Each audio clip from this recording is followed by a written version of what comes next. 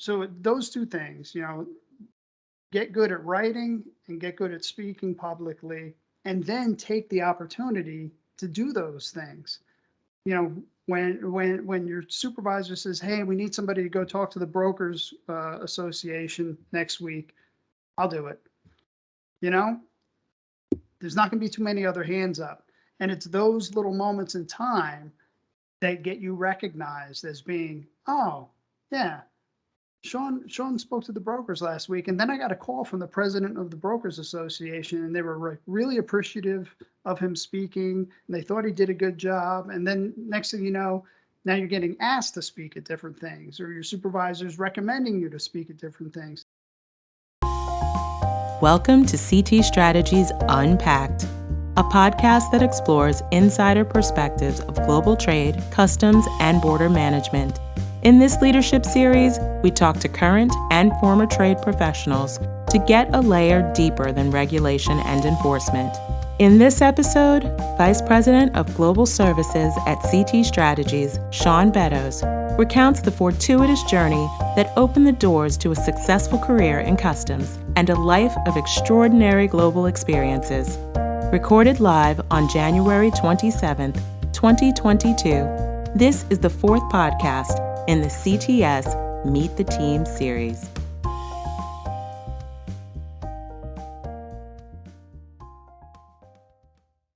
Welcome, everybody, to another episode of Meet the Team, CTS's Unpacked podcast series, where we're meeting members of our team here at CT Strategies.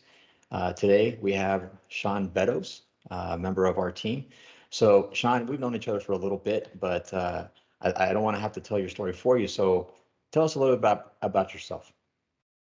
Well, thanks, Eric, and I appreciate you having me on the podcast. It's exciting to kind of share my story of how I got here and the trials and tribulations that that occurred on the way. Um, well, it's a long story. It's funny because I'll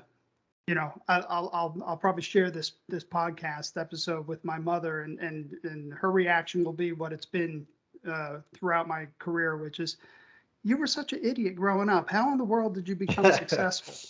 And Yeah. I can't argue that. That's it's a valid point. That's like the only the love a mother could have, right? So Um, it's funny because I'm like on the other end of that spectrum. My mother, I was the one that felt I was going to amount to nothing, and my mom's like, "Oh, you're going to go on to do great things. You're going to do great things." And so I look back and I was like, I don't know how I stumbled into the path that I stumbled onto, but it all worked out. So I'll let you continue. Sorry. right, yeah. So the same thing for me, except my mother says, like, "How did that happen?" I'm like, "I don't know. It just happened. Like, I got lucky." But yeah, I mean, I was a young man trying to find my way. I had dreams and aspirations of all kinds of things, like many people do. Yeah, my aspirations and dreams of becoming a professional skateboarder, that died quickly after my third knee surgery at a young age. Well, My how old were you when you gave up on the skateboarding dream? 18, 18. Yeah, Wow. yeah. At 18, I had two reconstructive knee surgeries, and then I ended up Because of having a skateboards? third one All after from that. skateboarding? Yeah, from skateboarding. Yeah, yeah. Wow. Yep. So, yeah, so that dream was cut short. I also had musical aspirations, but that's a tough field to break into. So somewhere in my early 20s, I decided, let me pay attention to school and study and see what I can make of myself. And um, I was interested in at least the curriculum around public administration and criminal justice, and that was what I majored in. And I found it interesting, and I figured, I'll become a cop. It seemed like an interesting, exciting job. So as I was going through school, I was applying for different police, or I was taking different police exams in New Jersey. Um, Also at the time, well, let me back up a bit. So, I had never traveled outside the country. I did not have a passport, and I most certainly didn't know anything about customs. I didn't know what customs was. coincidentally, at the time, my father had an acquaintance that worked for U.S. Customs, and they were talking one day about their kids and similar ages and going to college and all that. And when he heard what I was studying and that I spoke a little Spanish, he said, "Why don't you have your son come down and talk to me? Because there may be some career opportunities in customs for him." So one thing led to another, and I ended up doing an internship there at U.S. Customs in Newark during my last year of college, and that when I graduated, that kind of turned into a job offer, and the next thing I know, I was headed down to Georgia to the academy to FLETC to start to basic training for U.S. Customs. So that was kind of What my year was that? that was 1996. Wow, I was in let's say in '96. Oh, were you? How Yeah, about that? I may have cut in front of you in line at the chow hall or something at one point. The food was not bad there, I have to No, say. I enjoyed it. I mean, I enjoyed it. I ate well while I was there. Yeah, so that's kind of that was my path to customs. I spent 22 years in customs slash CBP, as as we know, as the listeners Hmm. know, customs, U.S. Customs changed when Department of Homeland Security was created after 9/11, and then we became CBP. So, I was a customs inspector and then turned into a CBP officer. Um, and I spent 22 years working for CBP, and eventually moved out of CBP and out of the U.S. government. Went to work for the International Air Transport Association in Geneva, Switzerland, and I did that for 3 years before finally coming back stateside to work for CT Strategies. So you said that you were a college student in Jersey with cop aspirations after your skateboarding dreams were squashed. Um, but you also mentioned that you had never left the country. So how does a kid from Jersey thinking he's going to be a cop end up representing Legacy Customs, basically the U.S. position in Brussels? Yeah, so I would say that's a 25-year answer, right? So everything I did in my career kind of led up to that moment, or maybe more correctly, a 17-year answer. I was really fortunate when I started with customs. I came back from the academy, and I was immediately assigned to the air cargo team. And the air cargo team, while we did inspect cargo, our primary focus was searching aircraft for contraband. And the team consisted of about half of the team members were seasoned senior customs inspectors that had a lot of experience, had been doing this kind of work for years, had knew the ins and outs and the tricks and all the things that you only get from doing the job, right? They can't teach you that Mm-hmm. at the academy. And then the rest of us were all guys right out of the academy. In fact, just as coincidence, it was all guys that I went to the academy with. So there was a group of All four of us. classmates.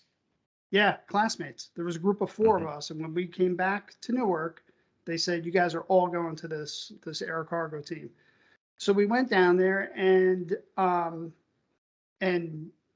that combination of young, hungry, excited customs inspectors trying to make a name for themselves, trying to find dope, and those seasoned guys really created the perfect storm of Mm-hmm. success.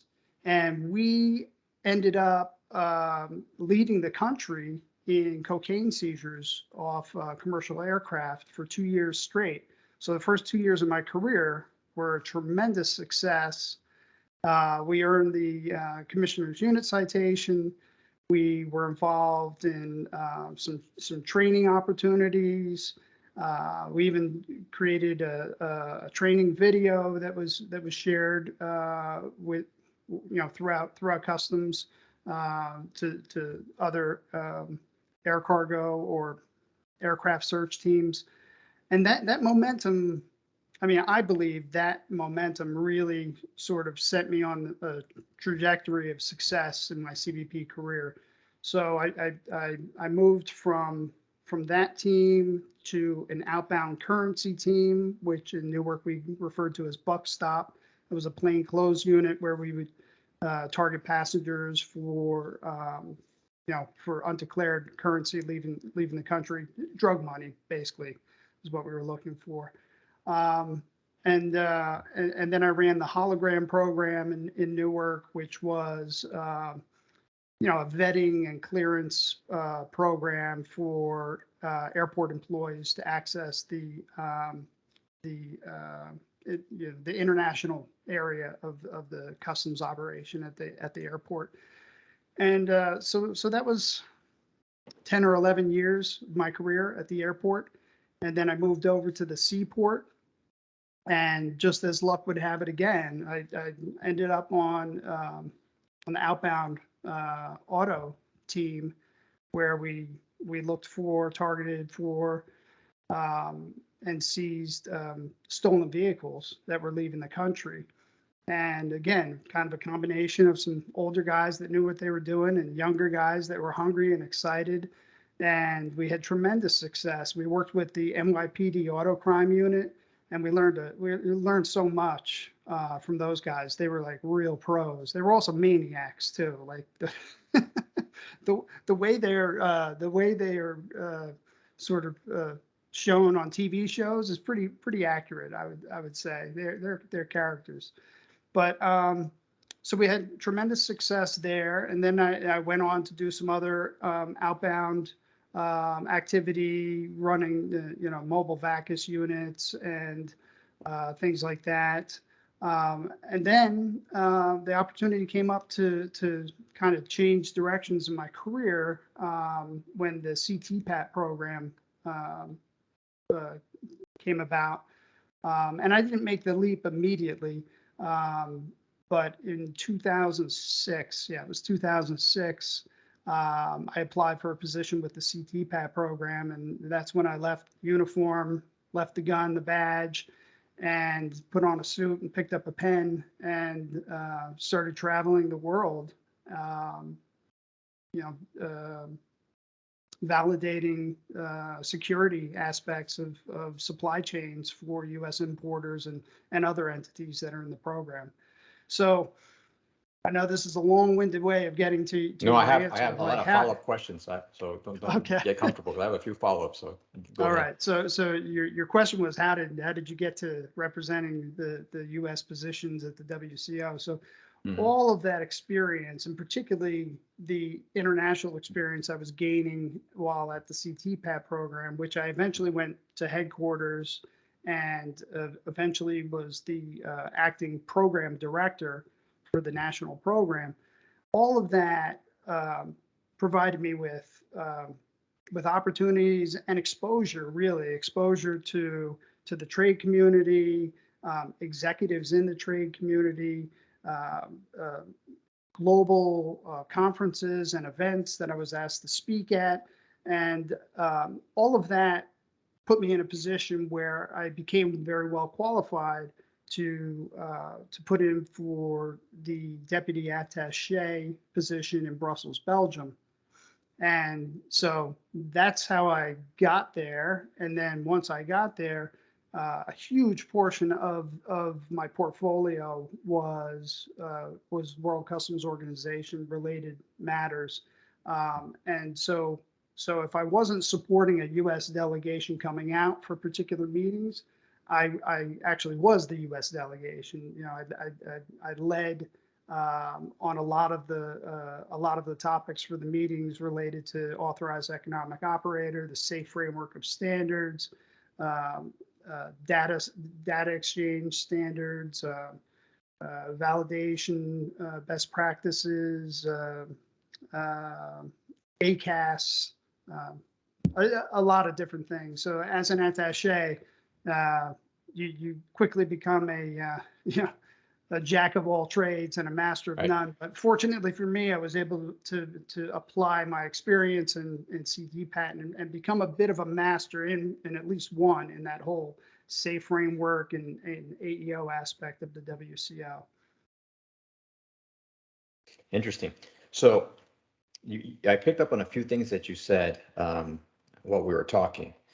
Um, that you were caught up in the momentum, that you were fortunate, as luck would have it. And I think this is something that I see when we have these conversations on leadership and careers and just looking back on both. I feel like more often than not, in retrospect, and I think obviously, and we'll get to this in a second, your experience and what you bring to CT Strategies, it makes perfect sense that everything fit together so elegantly on the way to this point or to this juncture in your professional life. But is it safe to say that you didn't have this all mapped out when you were stumbling into U.S. Customs back in 1996? Oh, it's very safe to say that. It's very safe. I often say, and I truly mean this, I often say, I'm not sure what I want to do when I grow up, right? I still feel like I'm trying to figure all that out. So, so I I definitely didn't enter U.S. Customs and think to myself, like, I wonder if one day I can travel around the world because of this job, or I wonder if I can live in another country because of this job. And quite frankly, when I took the job, those opportunities were few and far between. Mm-hmm. It was really 9/11 that changed the position and the organization in such a way that it expanded in this international footprint. And the creation of programs like the Container Security Initiative, where Customs took officers and posted them overseas to do targeting and joint inspections of containers before they came over. The CTPAT program, going around the world and checking security of supply chains. Expansion of the presence of attaches for CBP. All of that was just not even part of the conversation when I started the job. So I most certainly never had any aspirations for that international work, because it just wasn't possible, It right? wasn't on your radar screen. Yeah, it wasn't on my radar screen, but I've never been really risk adverse. Mm-hmm. And so, going to your point of, uh, you know, was this luck, or, right place, the right time? Some of that was definitely there, but I also believe that, you've got to be willing to be a little uncomfortable, and you've got to be willing to take some chances. And, let's face it, agreeing to do a job where you're going to be, away from your family and traveling and living in hotels and eating restaurant food for, 120, 150 days a year, it's a big deal. It's a big deal. Mm-hmm. Not everybody wants to do it. The same thing with living in another country. I mean, you uproot your family and you move away from everything and everything you're comfortable with. So, I think it was a combination of, opportunities became available to me because of the success that I had, but it was also me willing to take a chance and go for those opportunities. A lot of people wouldn't do that, and that's not a knock against them, but just being able to say, all right, you know what, we're going to go move to another country. And of course, you've got to have your family's support for that too. That's another issue. So it's really a team effort. It's not, Mm-hmm. not just one person that makes that successful, because the whole family has to go through it. And at the end of the day, even though it's scary and it's a challenge, the upside of it is just incredible. Right. Our daughter speaks fluent French now because of that decision to go live Right. in another country. Our daughter's best friend is from Iceland. I told her, I was like, you may never meet another human being again in your life from Iceland. There's just not that many of them around. That's Right? true. That's Her true. very best friend in the world is from Iceland. So, those kinds Is she still in Iceland? yeah, yeah. Actually, she wasn't. Her family and us, we spent 5 years in Brussels together. Mhm. They relocated to Geneva because they were diplomats. And then 2 months later, I got the job with IATA in Geneva. So our daughters were together for 8 years growing up together. They're Mhm. really like That's great. sisters. Yeah, yeah. So it's yeah, I think it's a combination of realizing when opportunities are available and then being willing to make yourself a bit uncomfortable to take a chance on those opportunities. I don't even remember if I answered your question, but there you No, go. no, it's exactly what I was looking to call out of this conversation is, a lot of folks, especially when they're at the front end of their career, they look at someone who's at, on the back nine of their career or already finished with their career, and they have this enormity of this, challenge in front of them. But I think most people don't realize that it's very, piecemeal, and it's very, methodical in the sense that, it doesn't all happen at once, and No. it's a little bit at a time. And just like you said, if you're willing to take a couple of risks, whether it's, leaving your comfort zone geographically or academically, that, you're venturing into an environment where you're just not the subject matter expert, but you're eager to learn it, then I think that opens up so many more opportunities for you going down the road. And then it just so happens that, when you look back on someone's, career, you can see the threads that tying it all together, but where are not really readily present at the front end of your career. But just a couple of things that I wanted to ask you, just to make sure that we were able to get to the other pieces of the conversation. So you have this illustrious career with CBP, and now you're with CT Strategies. So I mean, I can tell the value that you can bring just by the things that you just talked about. But talk to us about your time with CT Strategies, some of the things that you've been doing that have kept you busy, and the things that you have that you're building for the horizon for the next year or two. Yeah, so CT Strategies is it was kind of an unexpected opportunity. I think like a lot of career government folks, I was counting the days and, I have to do my 30 years and, at this Mm-hmm. age, I'll be able to be eligible for retirement and the whole thing. And then, Andrew Fairley, our CEO, we worked together in CBP and we talked for years about, what might be the right opportunity or the right time for me to join the CT Strategies family. And that, that was a discussion we had, kind of tongue in cheek for years when we saw each other. And then the opportunity, availed itself. We literally agreed on me coming over to CT Strategies the day before the world went into lockdown. So we were having a couple beers in Old Town Geneva, shook hands, and he got on a plane the next day, and the whole world went into lockdown at the pandemic. So then the challenge became like, okay, great. Now how am I going to relocate in the middle of a pandemic across the Mm-hmm. Atlantic? And that actually was quite a challenge. Just getting a flight was a challenge, but eventually worked out. So I came on board with CT Strategies as the vice president of global services. So I basically manage the delivery of all of our projects and our client activity after it comes from our business development office. Then I take it from there with my team. And we're doing all kinds of exciting stuff. Obviously a lot of the kind of traditional DC consulting, if you will, but we've started doing some work that I'm really excited about. But it's both international work and both CTPAT work, two different streams.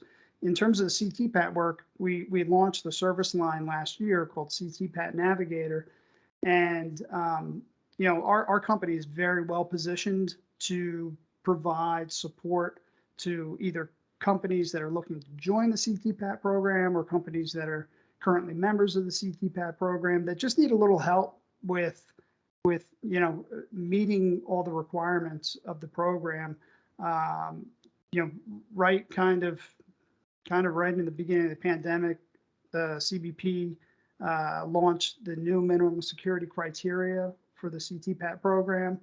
And so that raised a lot of questions by people. There wasn't the ability to have in-person conferences to sort of educate the membership in a real meaningful way. So having us as an option to kind of fill that void, we've seen some great success there. And it's, for me personally, I still remain very passionate about that subject matter and that program. I really truly believe in the partnership concept, to improve trade and supply chain security.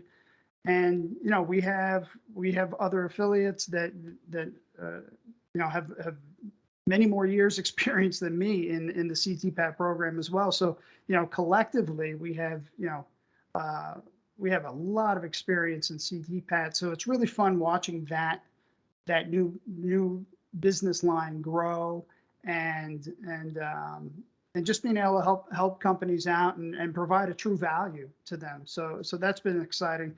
The other thing that we've really been expanding in a lot is our capacity building type efforts around the world, getting more projects around the world, assisting in one way or another customs administrations with a variety of different things.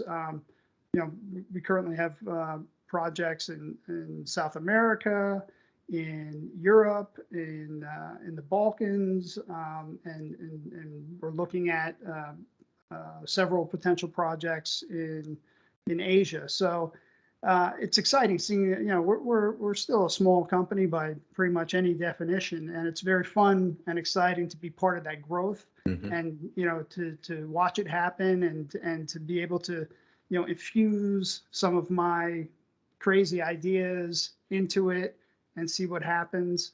You know, it's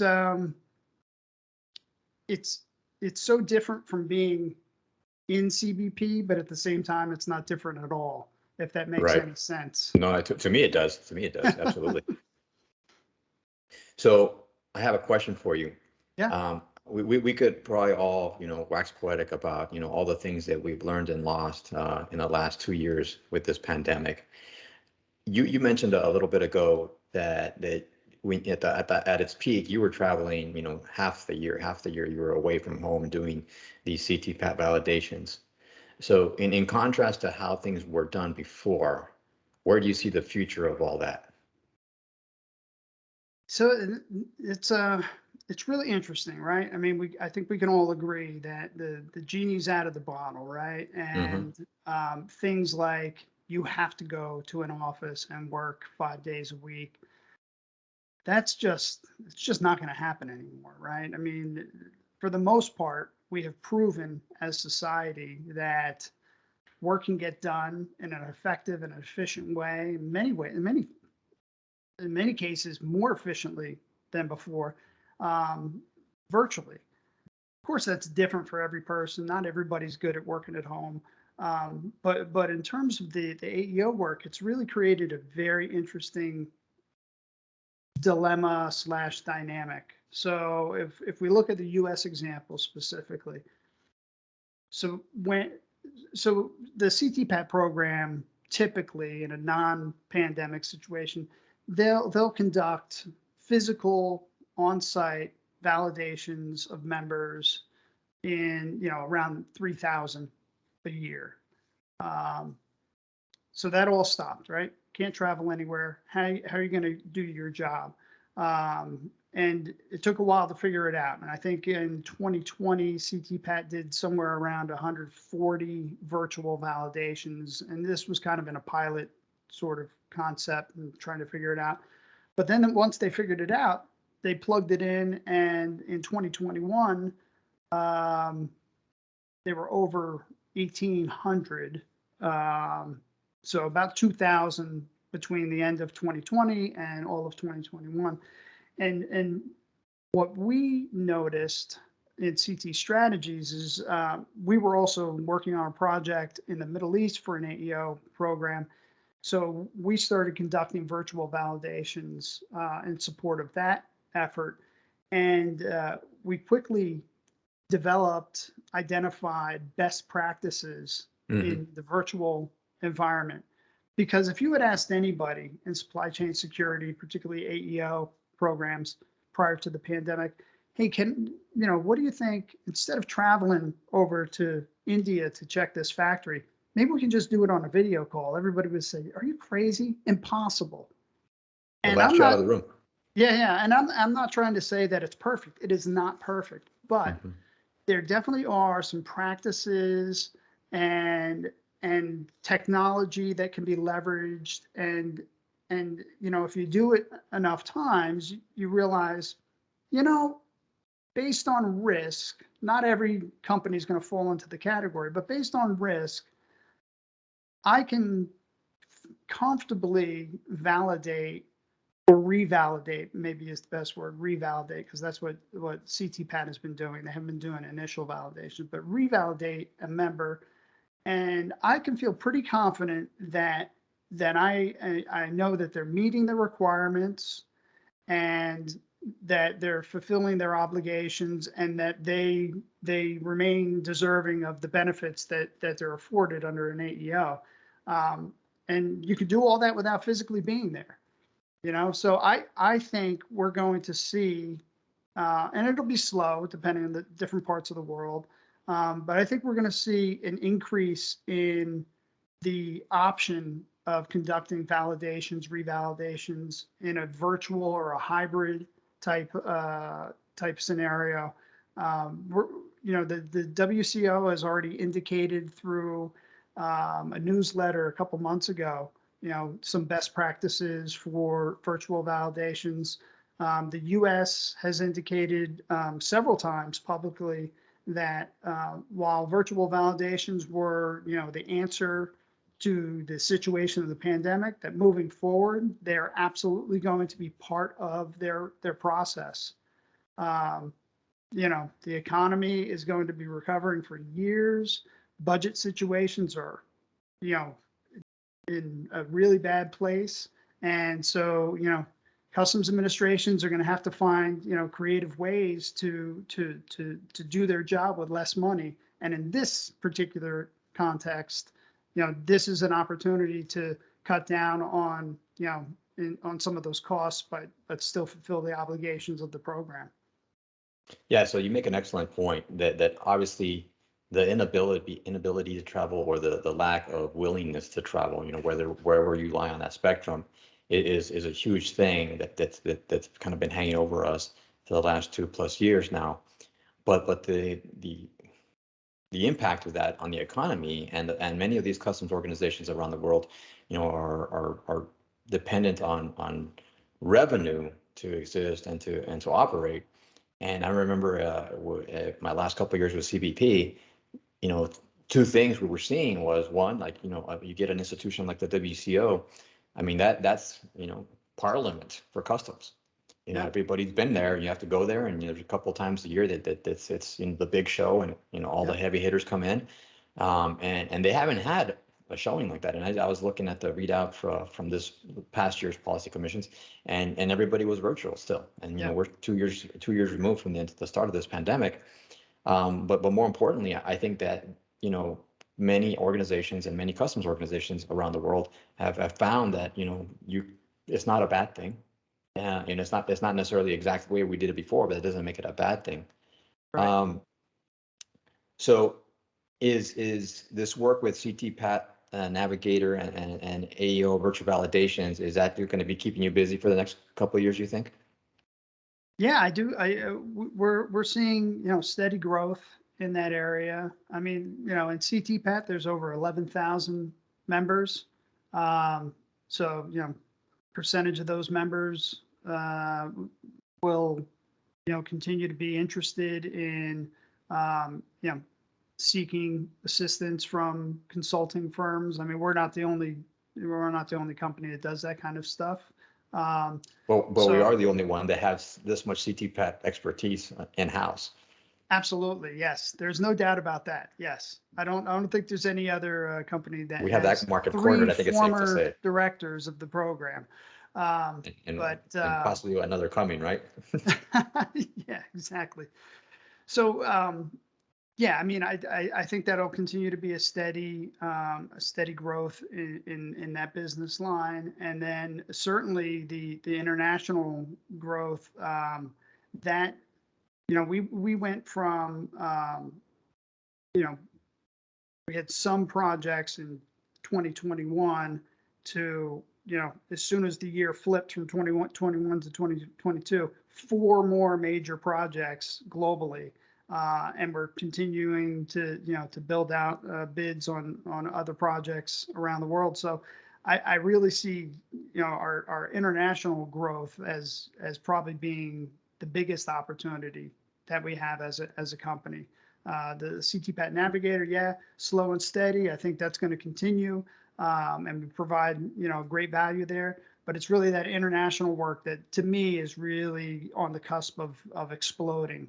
And I used to call it in CBP the curse of competence, right?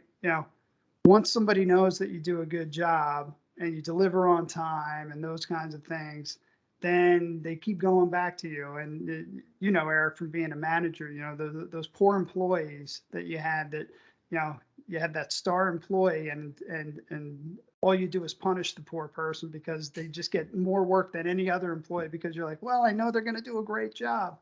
And I hope, and I think that's the position that CT Strategies is in with all these global projects, is, as we continue to do a good job with them, our reputation just improves, and more people hear about us, and more opportunities come in. And it's amazing. Some of these projects, they came to us. We didn't go to them. And so, to me, that really demonstrates, that Right. we're getting the name out there around the world, and that's exciting. Right, absolutely. So I can't help but to notice and to ask, are those comic books on your back wall? Yeah, it's funny. I have these comic books there. My office was arranged differently originally. So I used to be sitting with my back that way, and on that side I have all these like lovely official things from CBP, and it looks like a professional office. And then this was like the fun side. On that side, there's a bunch of music stuff. But yes, so those are comic books. I grew up collecting comic books. Uh, yeah, I love, I love that whole escape into the mostly Marvel universe of comics. Although I did collect some independent comics and some DC comics. But yeah, I don't really buy comics anymore because the movies are so damn good now. Right. But I do have a nice collection of comic books that, my daughter's funny. She's old enough now where she asks about. She goes, "How much are those things worth? Who are you giving those to? What's it?" I said, "Well, you can have them, because I doubt I'm going to sell them." But, So I have a brother and two sisters, but we're kind of spread apart in age, where it's my brother, my older sister and I, and then there's an 8-year gap, and then it's my younger brother and my younger sister. yeah. But growing up, um, my dad was never much of an academic, but he was just addicted to comic books. Even as an adult, even as as a grown man, as my father, he would still go out, every month, and pick up all the new comic books, and he had, a good dozen or so that he followed consistently. And back in those days, the convenience store on the corner is where you would buy them, and they had like a little rack where they'd Yeah, spend, yeah, the you little go and metal pick up rack all the that spun around. Yeah.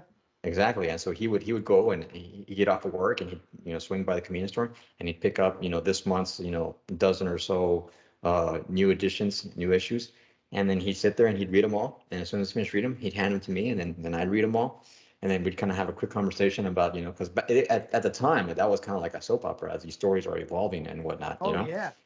And Yep. so we'd have this conversation, and so he kept it up for, I guess, a little over a decade. I don't remember when I was in high school him still doing it, but he amassed this impressive collection of comic books, Mhm. and to this day he still has. I'd say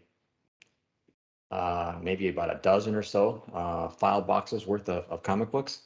Mhm. And not too long ago, I was helping him move, and um, I went into a storage unit and I saw all these comic books, and I was really, for me, it was kind of a relief to see that he still had them, because he's been Right. lugging these things around since he was a teenager, and so I was just happy to see that he still had them. So I made sure I went through them all, and I kind of put them in fresh boxes, and I put them into controlled storage. Mhm. And so he was tempted just to toss them. I was like, no, after all these years, my dad's in his 70s now. I was like, you've held them onto him for this long. There's absolutely no way you should get rid of them, or even if it just No, means don't I'll take toss them off them. your hands.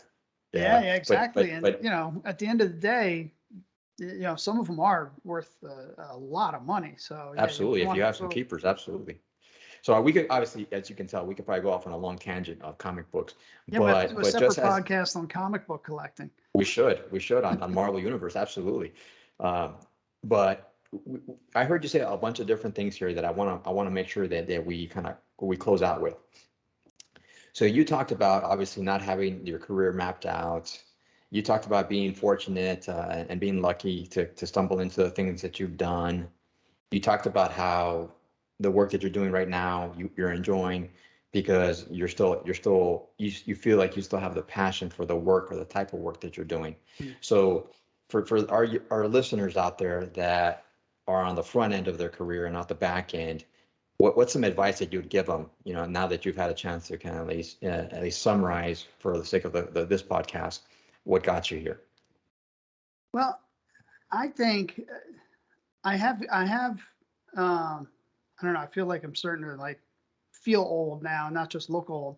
But I have had the opportunity to speak to some people that are early in their career, not necessarily CBP. And the advice I give them, and I really believe in this, the advice I give them is there's two things that, in my opinion, really can set people apart from the crowd, and that is public speaking and good writing. And if you can work to get as good as you can at both of those things, that will open up so many doors for you. First of all, nobody likes public speaking. Very few people. I often get told I'm a good public speaker. I still hate it. I absolutely hate it. It terrifies me, but I do it, and I've done it enough now where I find some comfort in it. But if I had to choose to do it, I would never do it again, right? I mean, who wants to put yourself out there like that? But the opportunities that come from public speaking, and the reputation that you get to build, and then nowadays in the environment we live in with technology, it used to be, if you spoke somewhere 15 years ago and you did a good job, maybe a couple people talked about it. But now you speak somewhere good, and then it's on YouTube and people are sharing it and everything else, and so your one little speech can go around the world in a matter of minutes. So to me, that's, I don't know, that's the best advice I can do. If I look back at my career, you know, the success that I had, what the force multiplier in my success was writing well and public speaking well. Absolutely. And it took a while to get good at that. I wasn't great at either one of those things in the beginning of my career. Absolutely. Yeah, I couldn't agree more. So, Shawn, I do appreciate you taking some time out of your day to talk to us. And I think that there's so many other things that we could spend some time talking to us, but I do want to let you get back to these important projects that you're working on. So thank you again for joining us on CTS Unpacked. I hope our listeners enjoyed this conversation as much as I did. And we look forward to doing another one. Maybe next time we'll talk about either skateboarding, music, or comic books. Hey, yeah, let's do it. Whatever anybody wants to hear, I'm happy to talk about it. But thank you Awesome. very much for having me, Eric. It was an absolute pleasure. And yeah, look forward to the next opportunity. You have a nice day. You too. Thanks again. Thank you. Thank you for listening to this segment of CTS Unpacked. For more information about CT Strategies and our team members, visit our website at ctstrategies.com. Connect with us on LinkedIn to share your thoughts or any ideas you'd like to see in future segments. Stay in the loop by joining our newsletter, where we share the latest CTS updates. Until next time, this is CTS Unpacked.